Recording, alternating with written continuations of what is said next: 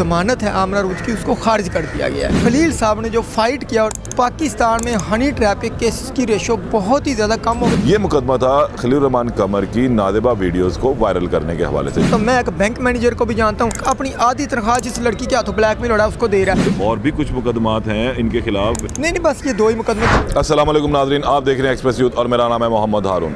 मारूफ drama निगार खलील रहमान कमर गुज़िश्ता काफ़ी अरसे से शह सुर्खियों की ज़ीनत बने हुए हैं। उसकी एक बड़ी वजह यह है कि इनका एक बहुत ही अहम केस हनी ट्रैप का मीडिया पर चलना शुरू हुआ। ये हनी ट्रैप का केस है, इसमें आमना अरूज, ममनून हुसैन, हसन शाह नामी कुछ मुल्ज़मान शामिल थे।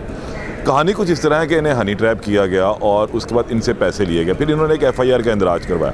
इस केस की मरकज़ी मुलज़मा जो है, इस मेन केस में 7 साल की उसको सज़ा हुई, लेकिन लाहौर हाई कोर्ट में उसने सज़ा के ख़िलाफ़ अपील दायर की और फिर वो अपील मंजूर भी होगी। लेकिन खलील रहमान कमर ने अभी भी इसकी जान नहीं छोड़ी और एक और मुकदमा NCCIA में इसके ख़िलाफ़ करवाया।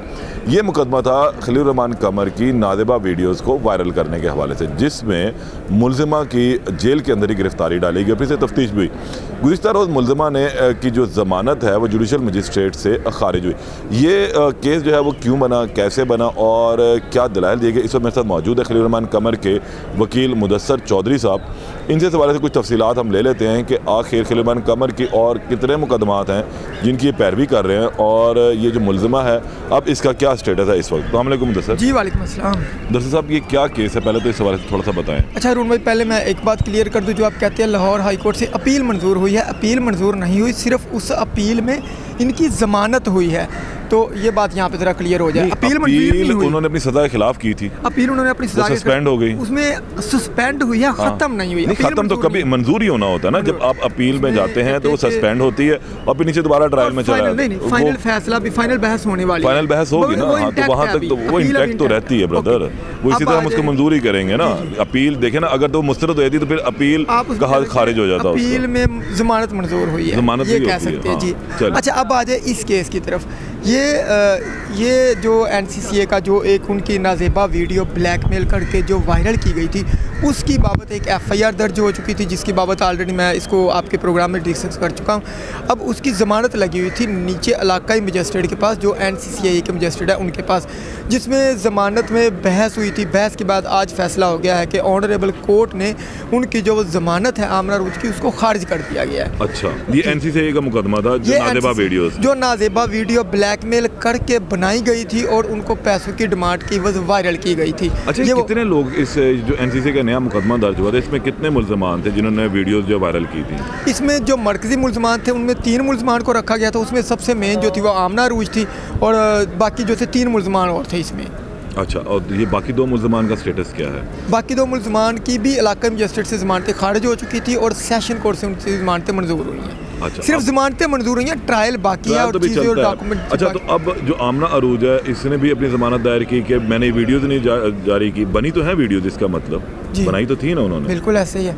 अच्छा, वो ज़ाहिर बात है, जब हमने एक वो कानूनी नुक्ता के मुताबिक ये नहीं कही कि वीडियो मैंने जारी नहीं की, वीडियो मैंने बनाई नहीं है, उसमें एक जो अपने लॉ पॉइंट के मुताबिक उन्होंने अपनी बेल में लिखा था कि ये हमारे पॉइंट है और हमारी तरफ से बड़े जो हमारा पूरा कायद ला कंपनी है, बड़े अच्छे एसोसिएट हमारे अब्दुल मनान है, बाकी गुलाम मुश्तफा साहब, जो बाकी एसोसिएट है, जैन क्रैश सब मिल के हमने जज साहब को इस चीज़ में उस पर सेटिस्फाई किया, असिस्ट भी किया, सेटिस्फाई भी किया कि ये जनाब बाकायदा तौर पे इस तरह इस प्लान के तहत बनाई गई, ये हमारा FIR का कंटेंशन है, ये सूरत है, जिसकी बाबत डेफिनेटली कोर्ट ने तो फैसला करना होता है सर्कमस्टांसिस के मुताबिक और कानून के मुताबिक। तो कानून के मुताबिक उन्होंने ऑनरेबल कोर्ट ने उनकी ज़मानत को खारिज कर दिया। अच्छा, अब अभी आमना अरूज तो जेल में ही बंद है? जी, अभी जेल में बंद है डेफिनेट। जब पहले पुराना जो ज़मानत जिसमें हुई थी, अपील मंजूर हुई, ज़मानत हुई, वो अभी उस केस से बाहर नहीं आई थी ना? नहीं, अभी उसकी इसकी गिरफ्तारी डाल दी गई थी जेल में, अभी वो बाहर नहीं आई थी और ये एक FIR साथ इंटैक्ट थी ना, तो ये एक उनका अपना प्रोसीजर होता है जेल हुकाम का और लोगों का, कि उन्होंने जिस तरह 2-3 FIR हो तो वो उसको उसमें दोबारा अरेस्ट करते हैं, ये डिपार्टमेंटल प्रोसीजर होता है। तो हमें तो सिर्फ ये कि हमने कोर्ट की हद तक ये चीज़ों को फाइट करना होता है as per instruction of our client. अच्छा, अभी और कितने मुकदमात हैं जो खलील रहमान कमर साहब ने करवा रखे हैं, और कोई मुकदमा है आमना अरूज या दीगर मुल्ज़िमान के खिलाफ? नहीं, करवा नहीं रखे। जहाँ पे कानून की वायलेशन होती है वहाँ पे कानून खुद ही हरकत में आता है। उनके खिलाफ कानून की वायलेशन हुई है, चले इस तरह बता दें। देखिए, अब ये तो ऑनरेबल कोर्ट का है ना, कि कोर्ट की बात नहीं मैं कर रहा, जो मुकदमात तो कोई ना कोई मुद्दई बनता है ना। बिल्कुल मुद्दई बनता है। 2 मुकदमात ऑलरेडी बतौर मुद्दई उन्होंने करवाए, आमना अरूज और दीगर मुल्ज़िमान के खिलाफ। मैं ये पूछ रहा हूँ कि और भी कुछ मुकदमात हैं इनके खिलाफ, या अब बस हो चुकी है? नहीं, बस ये 2 ही मुकदमा जो कानूनी तौर पे बनते थे वो 2 ही हैं। अच्छा, अब मुझे ये बताएं कि आमना अरूज और खलील रहमान कमर का जो डिस्प्यूट चला और पहले उसके अंदर सज़ा भी हुई ATC से, तो ये इस तरह के जो हनी ट्रैप के केसेस हैं ये चलते हैं, बहुत ज़्यादा लोग इसके अंदर ट्रैप होते हैं। तो खलील रहमान कमर साहब भी इसी में ट्रैप हुए उस वक्त। अब ये मुल्ज़िमा पहले भी इनकार करती रही है, अब भी इनकार करती है, तो क्या मैं एक बात आपको बता दूं, ये जो हनी ट्रैप का एक केस हुआ ना, इसकी वजह से खलील साहब ने जो फाइट किया और जो कुछ किया ना, पाकिस्तान में हनी ट्रैप के केसेस की रेशो बहुत ही ज़्यादा कम हो गई है। आप उससे पहले और उसके बाद की आप इसको कैलकुलेशन निकाल के देख लें, ये उनमें रेशो ये चीज़ें काफ़ी हद तक कम हुई। क्योंकि देखिए, एक मैसेज देना होता है, एक लेसन देना होता है ना बाकी सोसाइटी को, ये सूरत। उन्होंने वो इनकार करती रही। आज तक मुझे ये पता है कोई भी मुल्ज़म ने कभी इकरार किया, बड़े कम होते जिसमें इकरार जुर्म जो है वो होता है कि जी मैंने जुर्म किया है, ऐसे नहीं होता।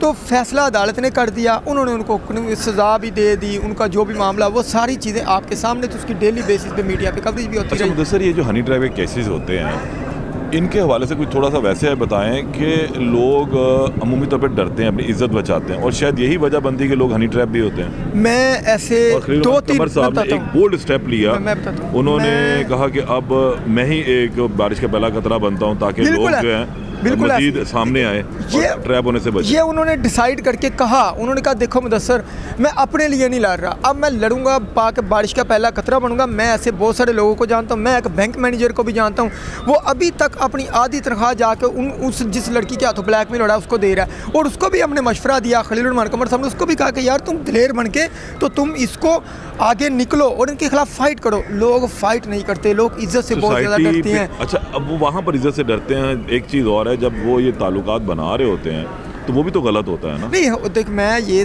कब कह रहा हूँ कि वो बिल्कुल ठीक होता है, लेकिन आगे से उनको इस तरह करना कि मतलब कि पहले दोनों हाथों से ताली दोनों हाथों से बचती है। हनी ट्रैप के जो हनी ट्रैप देखिए, आप उसका नाम ही चेक करें, हनी ट्रैप नहीं होना चाहिए। जिसको जो भी कोई जुर्म करे उसको सज़ा तो मिलनी चाहिए। मैं भी करता हूँ, पाकिस्तान में जो भी जुर्म करे उनको सज़ा मिलनी चाहिए लाजमी तौर पर। और हनी ट्रैप का और ही कुछ और होता है कि खुद बुलाया जाता है जिसको कहते हैं ना हनी ट्रैप, यानी कि हनी खुद उनको वो शहद मीठा शहद दिखा के और सारा, लेकिन उधर से तो सारा ऑलरेडी प्लान्ड होता है ना। तो इसीलिए हम ये इसको जो है ना वो कह सकते हैं कि बारिश का पहला खतरा। चले जिस तरह भी उन्होंने किया, खलील साहब ने हिम्मत की, तो आगे आपके सामने दूसरी चीज़ एक मैं आपको बता दूं, जो वकील होता है ना उसने लड़ना होता है as per instruction of his client और within 4 corner of the law. हम सिर्फ अपने 4 कॉर्नर ऑफ द लॉ, अपने क्लाइंट के इंस्ट्रक्शन पे फाइट करते हैं अदालतों की हद तक, बाकी फैसला होता है अदालतों का। FIR रिकॉर्ड नहीं होती है डिपार्टमेंट ने, तो हमारा सिर्फ इतना ही काम होता है। चलो, बहुत शुक्रिया। मुदस्सर मेरे साथ मौजूद थे। मुदस्सर ने इस हवाले से हमें बताया बड़ा क्लियरली कि आमना अरूज की लाहौर की जुडिशल मजिस्ट्रेट, इलाका मजिस्ट्रेट जो है NCCIA के नईम भट्टू साहब, उन्होंने दरख्वास्त ज़मानत बाद अज़ गिरफ्तारी खारिज कर दी है। और एक बड़ी अहम डेवलपमेंट है, अब वो अपनी दरख्वास्त ज़मानत जो है सेशन अदालत में दायर करेंगी।